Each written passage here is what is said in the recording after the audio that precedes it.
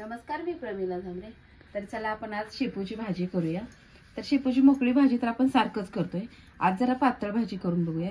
तर ही भाजी मी निवडून घेतली, आपल्याला एकदम बारीक अशी चिरून घ्यायची। तर ही भाजी मी आता चिरून धुवून घेतलेली आहे। तर आपण कुकर मध्ये टाकून घेऊया।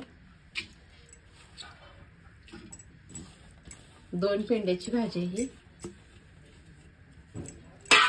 तर यात मी थोडंसं शेंगा टाकायला लागले आणि थोडीशी हरभऱ्याची डाळ घेतली, ती पण डाळ धुवून घेतली।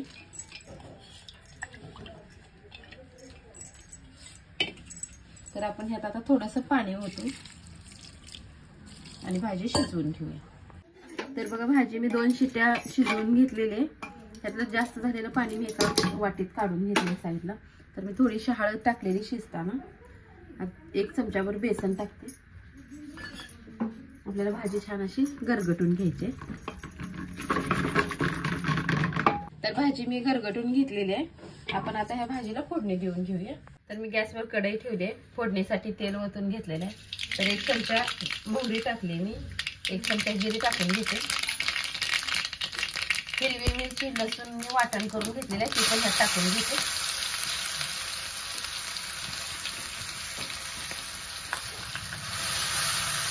तर आपल्याला तेलामध्ये छान अशी तळून घ्यायचं आहे। तर मिरची छान अशी तेलामध्ये तळून झाली आहे। तर मी थोडीशी हळद वापरते। मी शिजताना पण थोडी हळद टाकलेली आणि फोडणी देताना पण थोडी हळद वापरायची आपल्याला। जे आपण भाजी गरगटून घेतली ते आता ह्यात ओतून घेते।